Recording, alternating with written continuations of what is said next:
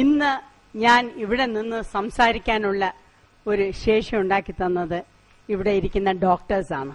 അവരെ ഒരിക്കലും എന്റെ ലൈഫിൽ എനിക്ക് മറക്കാൻ പറ്റില്ല. അത് കഴിഞ്ഞാൽ മിസ്റ്റർ മമ്മൂട്ടി എന്ന് ഞാൻ പറഞ്ഞിട്ടില്ല, എന്റെ മമ്മൂസ്. 100 ഹാർട്ട് ഓപ്പറേഷൻ എന്നിവിടെ എഴുതിയിരിക്കുന്നു. അത് 100-ൽ 1 ഞാനാണ്.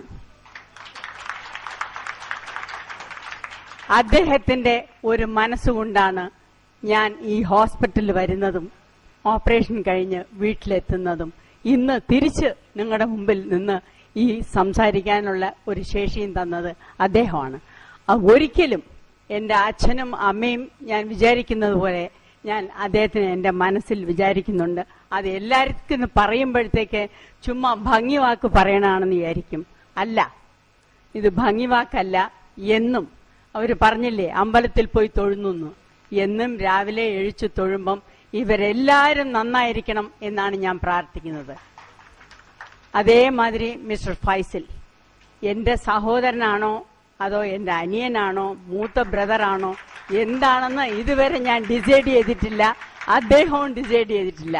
പക്ഷേ എന്റെ അടുത്തുള്ള സ്നേഹവും എന്നോട് കാണിക്കുന്ന സ്നേഹവും പറയാതിരിക്കാൻ ഒക്കില്ല. അത്രമാത്രം സ്നേഹമാണ് അദ്ദേഹം എന്നോട് കാണിക്കുന്നത്. അത് എന്നും ദൈവം അതേപോലെ ഇരിക്കട്ടെ എന്ന് ഞാൻ പ്രാർത്ഥിക്കുന്നു. അതേമാതിരി ഈ ഹോസ്പിറ്റലിനെ പറ്റി 2 വാക്ക്. എല്ലാ ഡോക്ടേഴ്സും അവരവരെ വീട്ടിൽ അച്ഛനും അമ്മയും നോക്കുന്നതിനേക്കാൾ കൂടുതലാണ് അവർ ഓരോ പേഷ്യൻസിനെയും ശ്രദ്ധിക്കുന്നത്. വർക്ക് ചെയ്യുന്ന ആൾക്കാരും അതെ, all the sisters and all the doctors. വിളിച്ചാൽ ആ നിമിഷം, അല്ലെങ്കിൽ കൂടിപ്പോയാൽ 1 സെക്കൻഡ്, അത് കഴിയുമ്പം അവർ വന്ന് അറ്റൻഡ് ചെയ്തിരിക്കും. എന്തെന്ന് വെച്ചാൽ ഞാൻ 25 ദിവസം ഇവിടെ കിടന്ന് അനുഭവിച്ചവളാണ്.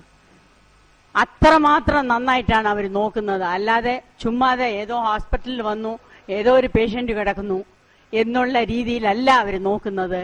അവര് എല്ലാരെയും എല്ലാ പേഷ്യൻസിനെയും അത്രയും ശ്രദ്ധിച്ചു നോക്കുന്നുണ്ട്.